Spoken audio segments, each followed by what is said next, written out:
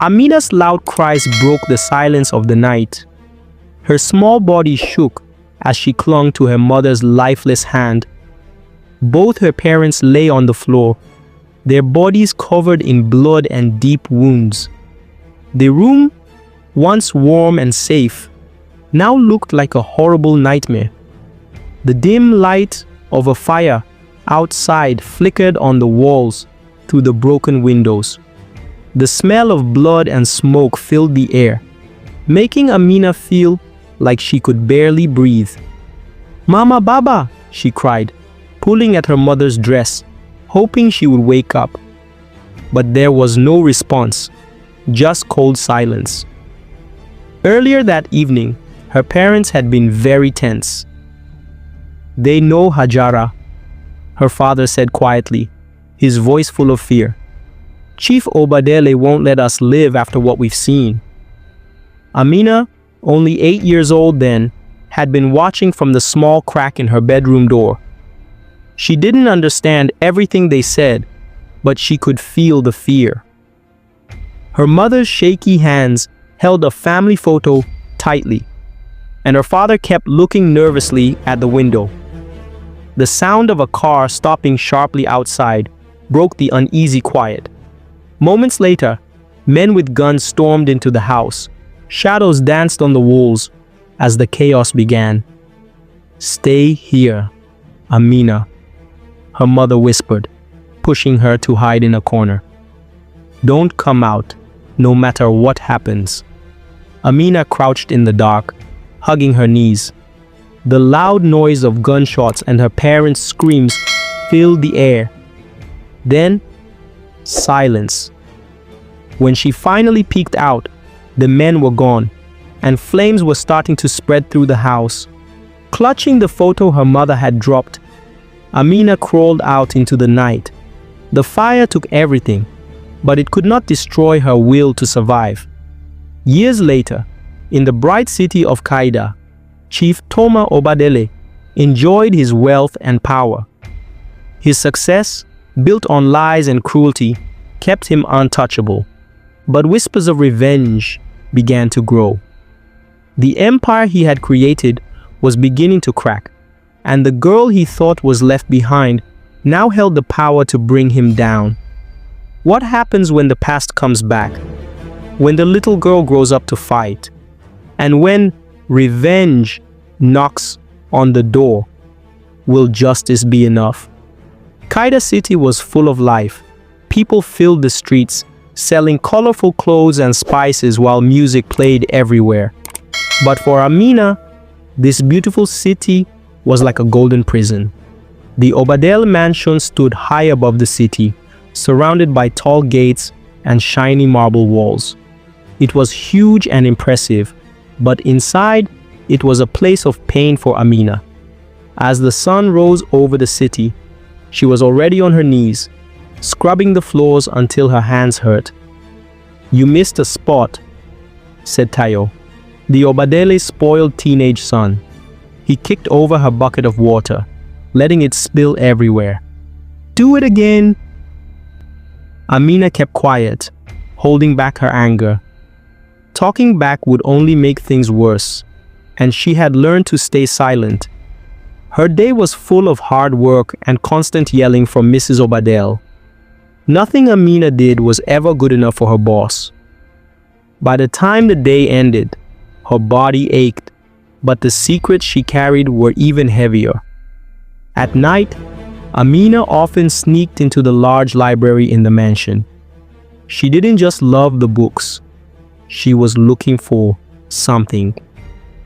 Weeks ago, she had found some hidden papers about Chief Obadele's dirty business deals.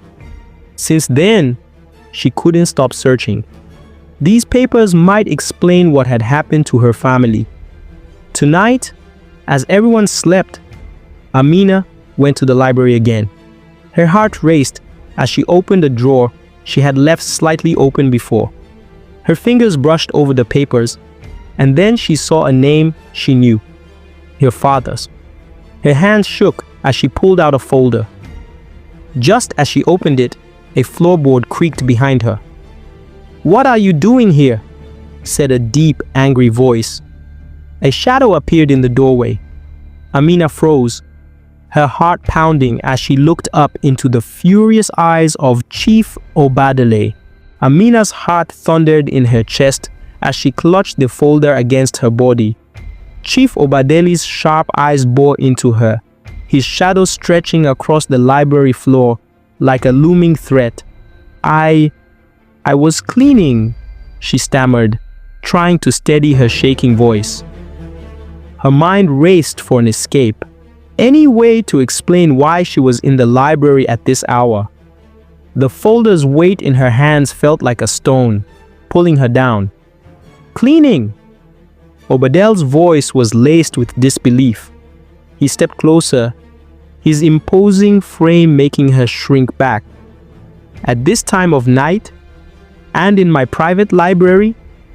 Amina lowered her gaze, desperately avoiding his piercing eyes. She felt the sweat on her palms, her fingers tightening around the folder. "What's that you're holding?" he demanded, his tone sharp and unforgiving. "Nothing," she whispered, taking a step back. But the slight movement only made her stumble, the folder slipping from her hands and landing on the floor with a dull thud. Paper spilled out, scattering across the polished tiles. Chief Obadele's expression darkened. He bent down and picked up a paper, his eyes scanning the contents. A muscle in his jaw twitched as he recognized the document, a financial statement tied to one of his secret offshore accounts. "How dare you?" he growled, his voice low and dangerous. He loomed over her, his anger radiating like heat. "You think you can steal from me?" "I wasn't stealing!" Amina's voice cracked under the weight of her fear. I needed to know." "To know what?" Obadele snapped, cutting her off. His eyes narrowed. "You think you can pry into my affairs? You, a mere servant?" Amina felt tears welling up, but she blinked them away. This wasn't the time to cry. She needed to think, to act, to survive. "I swear I didn't mean to," she started, but he grabbed her arm roughly, yanking her to her feet. "You've crossed a line," he hissed, dragging her toward the door. "You'll pay for this." As he hauled her out of the library, Amina's mind raced. The papers were still scattered on the floor. Would he notice her father's name? Would he connect the dots? And what would happen to her now? Later that night, Amina sat in the small, cramped space that served as her room in the mansion. Her arm ached where Obadele had gripped her, and her heart still pounded from the confrontation. She replayed the scene over and over in her mind, each detail sharpening her fear. The folder, the papers, her father's name. She was close to something. She could feel it. But now, Obadele was watching her. Any misstep could lead to punishment, or worse. She gazed out of the small window, her thoughts swirling. Somewhere in the city, there were people who knew the truth about her parents, people who had kept secrets hidden for years. And there was the gang, the mysterious group she'd only heard whispers about. Kosi Black, their leader, was said to have eyes and ears everywhere. Amina had no proof they were connected to her family's tragedy, but something told her they were involved. The silence of the night was broken by a faint knock at her door. Her body tensed. No one ever came to her room. She hesitated before answering. When she opened the door, she found a small envelope lying on the ground. There was no one in sight. She picked it up, her hands trembling, and tore it open. Inside was a single piece of paper with neat handwriting. "We know what you're looking for.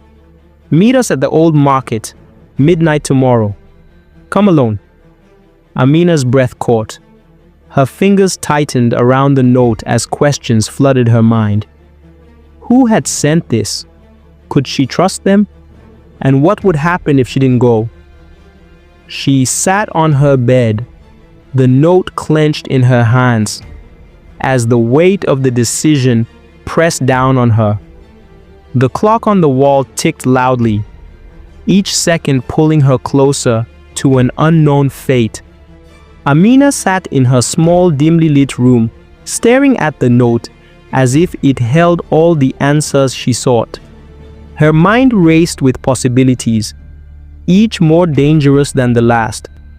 The handwriting was unfamiliar, and the message cryptic.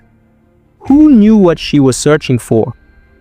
Was this a trap set by Chief Obadele to test her loyalty? Or was it someone who truly wanted to help? The old market. She hadn't been there in years. It was a forgotten part of Kaida City, a maze of abandoned stalls and crumbling buildings that once buzzed with life. Now, it was a place avoided by most, rumored to be a haven for criminals and gangs. As the night deepened, her thoughts turned to her parents. She remembered her father's cautious smile and her mother's gentle touch.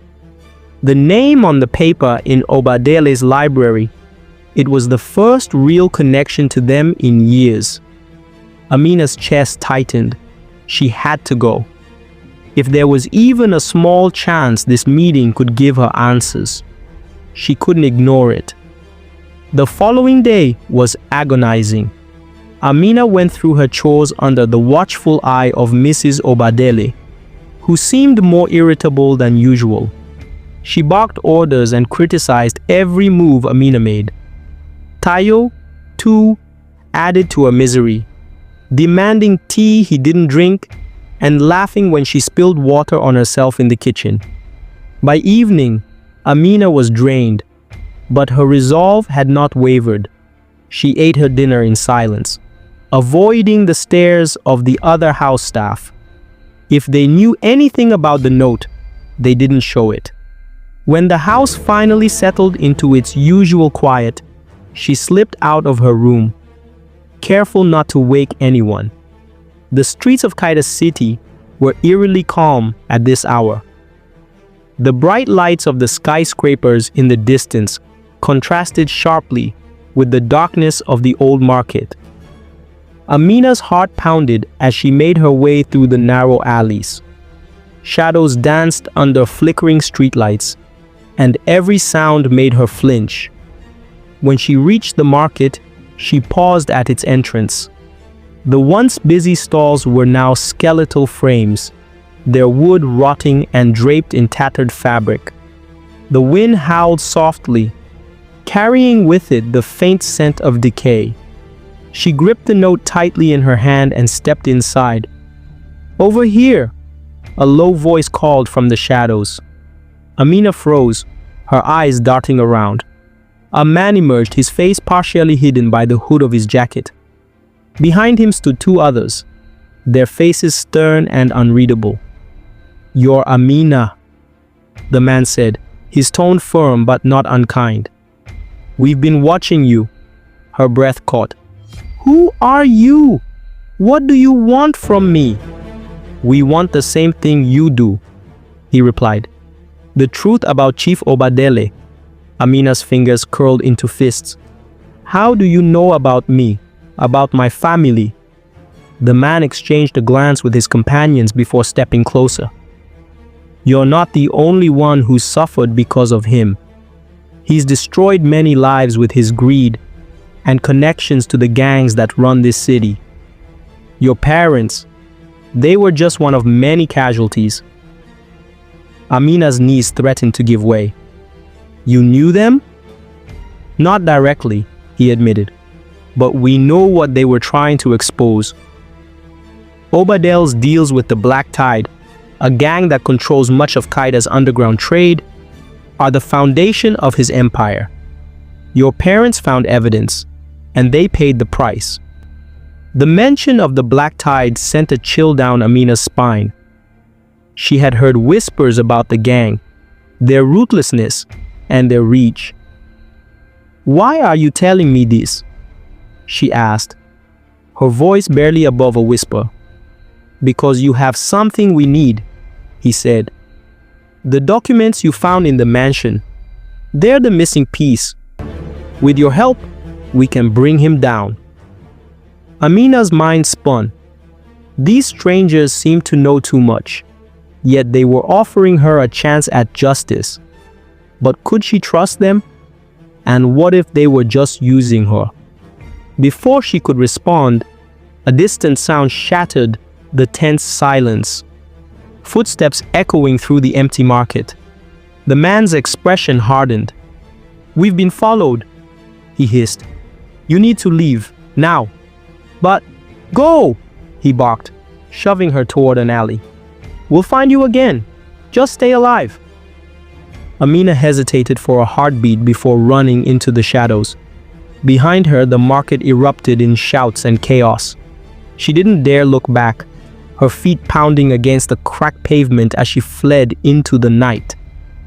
When Amina finally reached the safety of her room, her body trembled with exhaustion and fear. Her mind swirled with unanswered questions. Who had followed them? Were the strangers truly allies, or just another layer of danger in her already precarious life? As she stared out the window, the city lights glittering in the distance, one thing became clear. She was in deeper than ever, and the path ahead would only grow darker. The air in Amina's room was heavy, suffocating her with the weight of everything she had just learned. She sat on the edge of her bed, her legs weak, her thoughts racing. The man at the market had spoken of her parents and their connection to Chief Obadele's dark dealings. But why hadn't she known? Had she been too young to notice? Or had her parents hidden the truth to protect her? She replayed the chaos of the market in her mind.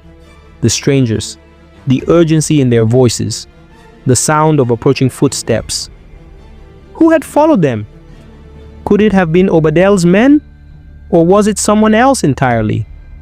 The thought made her shiver. A knock on her door snapped her out of her thoughts. This time it wasn't faint.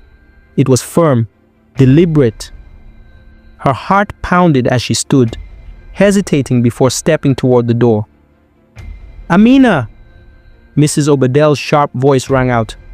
"What are you doing in there? Open this door at once." Amina's stomach sank. She opened the door to find Mrs. Obadele glaring at her, her arms crossed. Behind her stood Tayo, wearing his usual smug expression. "You think you can just disappear during the day and sleep soundly at night?"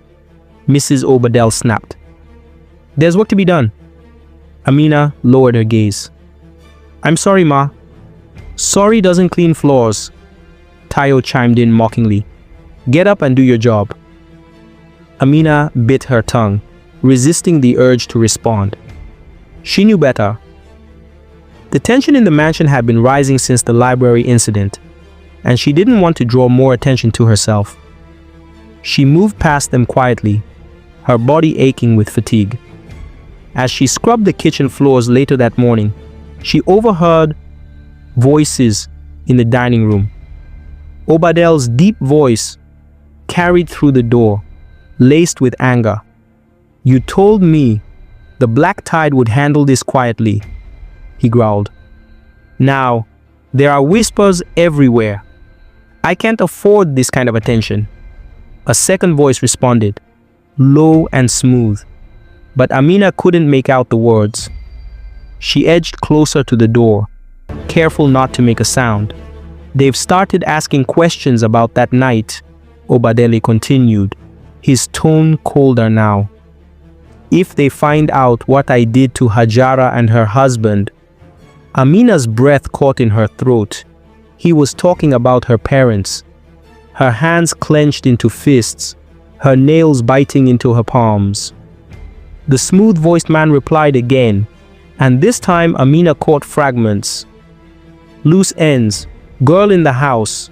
Not a problem. The girl in the house. They were talking about her. A loud thud startled her, and she quickly backed away from the door. The sound of footsteps approaching made her rush back to her cleaning. Obadele stormed into the kitchen, his eyes narrowing when he saw her. "Why are you lurking around here?" he demanded. "I was just cleaning, sir," Amina replied, keeping her voice steady. Obadele stared at her for a long moment before walking away. The air felt heavier as he left, and Amina allowed herself to breathe again. Her head swirled with the implications of what she had heard. Her parents' deaths hadn't been random. Obadele had been behind it, and now he was watching her closely. That night, Amina couldn't sleep. She sat by the window, staring at the city lights in the distance. The words from the dining room replayed in her mind. The strangers at the market had said she had the missing piece. If the documents in the library exposed Obadele's connection to the Black Tide, they could be the key to taking him down. But what about the danger? What if Obadele discovered she was involved? A soft rustling sound interrupted her thoughts. She turned to see a shadow outside her window. Her heart stopped. Slowly, she moved closer. A piece of paper was being slipped through the small gap under the window frame. With trembling hands, she picked it up and unfolded it. The same neat handwriting stared back at her. "We warned you to stay alive. Watch your back. Midnight tomorrow. The old factory. Do not be late." Amina's blood ran cold. The warning was clear, but the questions only grew. Who was watching her? What did they truly want? And could she survive long enough to find out? The air in the mansion was electric with tension.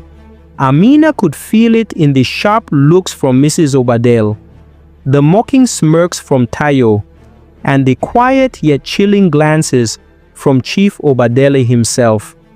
Each moment felt heavier than the last, like the house itself was holding its breath. The secret she carried burned in her mind, and the note in her pocket, the one directing her to the old factory, was a constant weight against her leg. She had no choice but to go. Tonight.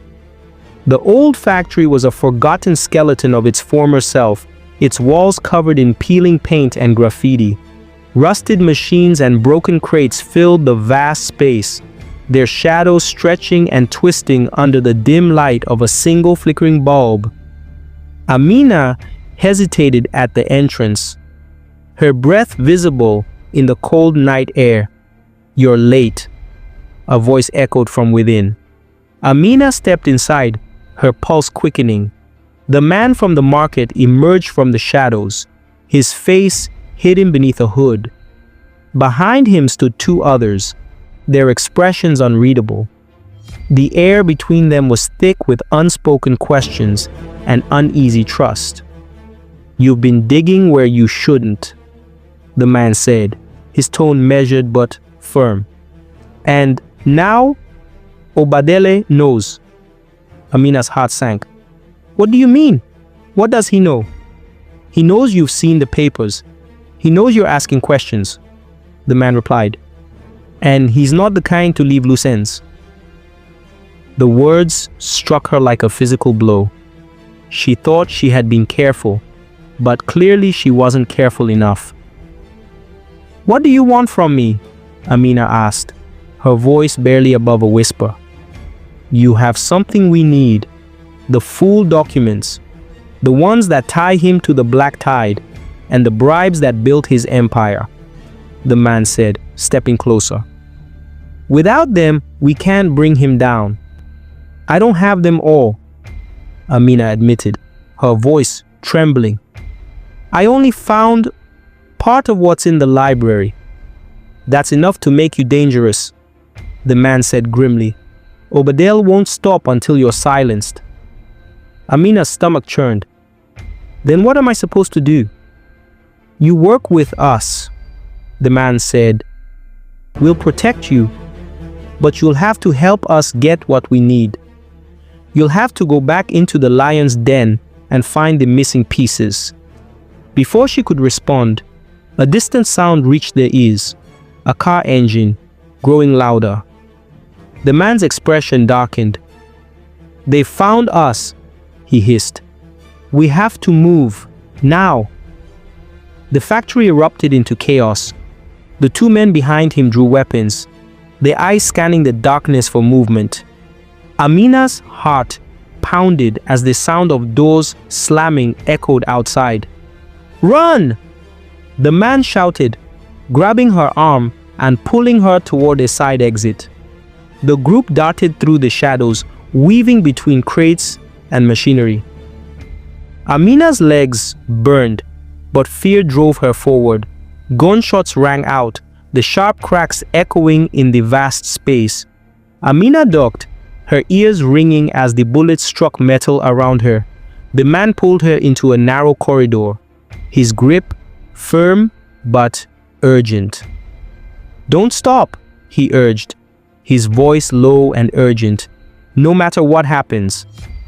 They burst through a side door and into the night, the cold air hitting Amina like a slap. She barely had time to catch her breath before headlights cut through the darkness. A black SUV skidded to a halt in front of them, and the doors flew open. More armed men stepped out, their guns trained on her and the others. The man who had guided her pulled her behind him, shielding her with his body. Go, he barked. Run into the woods. We'll hold them off. I can't leave you, Amina cried, panic gripping her. You have to, he shouted, his voice filled with urgency. You're the only one who can finish this. Tears stung her eyes as she turned and ran, the sound of gunfire exploding behind her. The forest loomed ahead, its dark canopy swallowing her whole. Branches tore at her clothes and scratched her skin, but she didn't stop. Her chest heaved with each breath, and her heart felt like it would burst. Finally, she stumbled into a small clearing, collapsing onto the cold ground. She pressed her hand to her chest, trying to calm the wild pounding of her heart. The night was eerily silent now, the chaos behind her replaced by the whispers of the wind. But then, a soft sound reached her ears, a phone vibrating. She reached into her pocket, pulling out the cheap burner phone the man had slipped her earlier. The screen lit up with a single message. You're not safe. Trust no one. They're closer than you think. A chill ran down her spine as the words sank in. She looked around the dark forest, her pulse racing. The night suddenly felt heavier, darker. Were they still following her? Was someone watching her even now? As the phone slipped from her trembling hands, one thing became clear. This was far from over. And the danger wasn't just behind her, it was everywhere. The burner phone buzzed again, the vibration breaking the oppressive silence of the forest. Amina snatched it up, her trembling fingers fumbling with the buttons. The new message was brief. Tonight. Midnight. Warehouse 6. Her breath hitched. The old warehouse district wasn't far from the factory, another forgotten relic of Kaida City's industrial past. Her first instinct was to ignore it, to flee as far as she could. But something in her gut told her that running would only make things worse. The warehouse loomed before her, its rusted metal frame barely holding together. Inside, shadows danced under the dim glow of a single bulb. The gang was already gathered, their faces grim, their weapons gleaming in the faint light. Kosi Black stood at the center, his sharp eyes locking onto Amina the moment she entered. His voice cut through the heavy air. "You came," he said, a hint of approval in his tone. "Good. We've got work to do." Amina swallowed hard. "What kind of work?" Kosi's expression darkened. "Obadele's eldest son. He's the next target." Her blood ran cold. "What? Number, I didn't agree to this." "You didn't need to," Kosi replied, his tone chilling. "This isn't just about you, Amina. This is bigger than all of us. Obadele's empire falls piece by piece, starting tonight." "But his wife, she's pregnant," Amina whispered, her voice shaking. Kosi's gaze didn't waver. Collateral damage. She chose to marry into a family of killers. She's not innocent. Amina's stomach churned. She had wanted justice, not this, but the weight of the gang's eyes on her, the knowledge of what they could do to her if she refused, pressed her into silence. She nodded, her heart screaming in protest even as her head bowed in reluctant agreement. The operation unfolded with terrifying precision.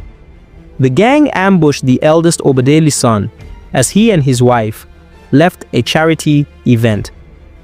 Their convoy, an armored display of wealth and power, was no match for the gang's calculated strike. Explosions rocked the quiet night as the gang forced the vehicles to stop.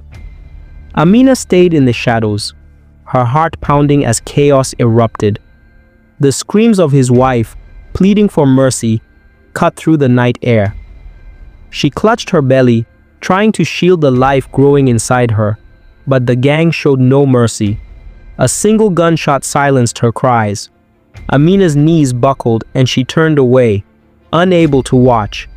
She hadn't pulled the trigger, but the blood would be on her hands forever. The aftermath was swift and brutal. By morning, news of the attack spread like wildfire through Kaida City. Obadele's eldest son and his pregnant wife were dead, their bodies found in the smoldering wreckage of their convoy. The city buzzed with shock and fear, and the Obadele family was plunged into chaos. Amina sat alone in her room, her hands trembling. She couldn't eat, couldn't sleep. Every time she closed her eyes, she saw their faces, the panic, the pleading, the blood. She had wanted revenge, but this was something else, something darker. The burner phone vibrated again. A new message.